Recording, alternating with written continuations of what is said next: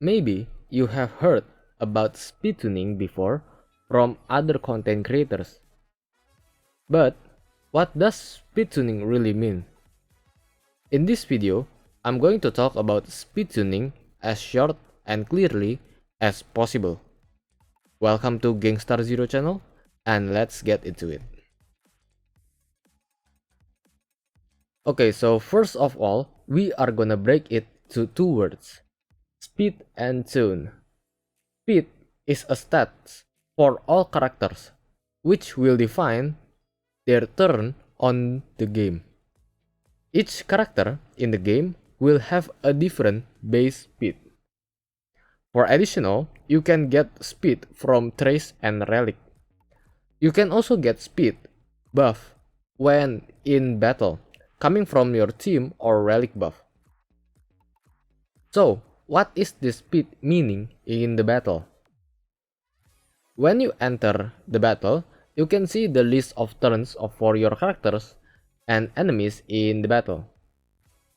You can also turn on action value in the settings so you can see the gap between each characters and enemies. If your character speed is high and higher than other characters or enemies, they will get their turn immediately, or maybe they will get their turn early. But if your character speed is low and lower than other characters or enemies, they will get their turn late. Because this is a turn-based RPG game, it means turn is everything. If turn is everything, it means speed is gonna be the stat to define it. The higher the speed of your team, it means you can move earlier than the enemies, and you can get more turns in a single cycle. The more turn you get, it means you can deal more damage to the enemies. So the second word is tuning. Well, in Google, tuning means this, because I do not know what is the exact meaning for tuning. So I will explain speed tuning right now. I will break speed tuning into three levels. First one is basic speed tuning. Basic speed tuning only consider one thing, and it is to make sure that your buffer and or your debuffer move faster than your DPS. Basic speed tuning is needed because even though it is the first move of your DPS in the battle, you always want to maximize your DPS damage as much as possible. Basic tuning is probably the easiest tuning to understand. The next one is advanced speed tuning. Advanced speed tuning is basically the same as basic speed tuning, but you need to consider which character should move first. This speed tuning is needed for maximizing each character potential on every cycle. You can take an example of it from the Kafka DOT team. You can see that Kafka can trigger DOT that is inflicted on the enemy. It means that to maximize each cycle, you need to apply as much DOT as possible to the enemy, and then when it's Kafka's turn, she can trigger all the DOT on the enemy. It should be harder than basic speed tuning because relic main stat and substat are randomly to get.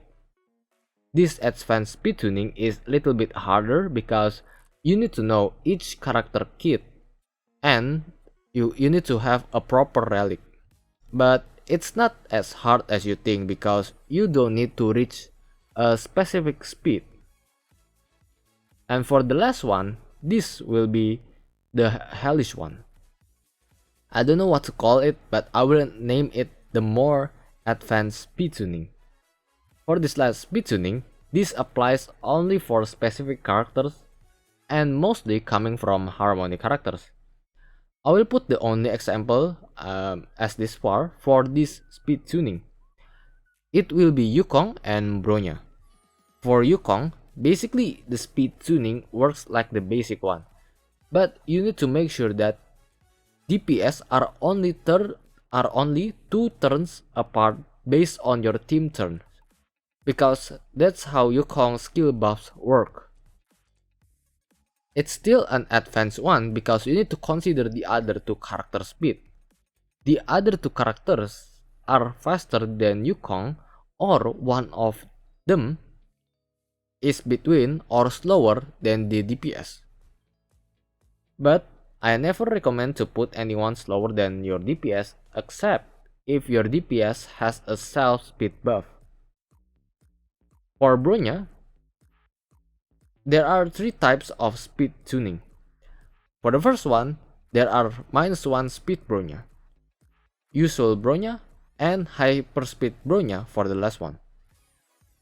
-1 speed Bronya means that your Bronya needs to be slower than your DPS, but still as close as possible to your DPS speed.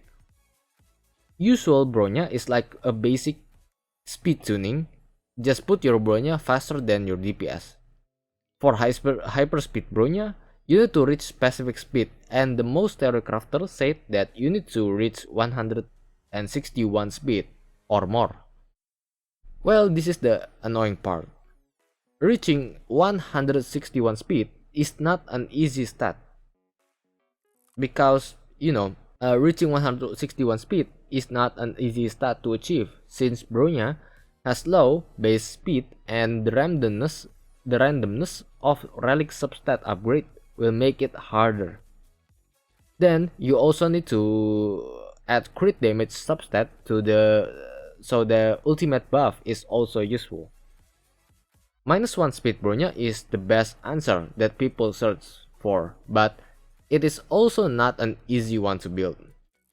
When you build all your DPS, sometimes you will put attack percent on their feet rather than speed on their feet for them.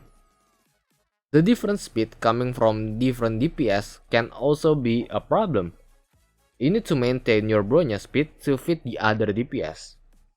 This inconsistency will make speed tuning frustrate, or should not too far from your DPS but also not exceeding your DPS speed. Getting to the second question, is speed tuning important? For me, speed tuning is an important aspect for the game, because like I mentioned before, this is a turn-based RPG game. So your character turn will define your playstyle and how you're gonna play. I know it's confusing for the first time, but I would recommend that take it as easy as possible. You can just take basic tuning to your account and I think it should be perfectly fine. If you are ready to go for the next one, then you can take it to the advanced one. Well, I hope this short guide helps all of you to play Honkai Star Rail, especially for endgame content like Memory of Chaos and Pure Fiction. Leave a like if you like this video and subscribe if you want more content like this. I will see you guys in the next video.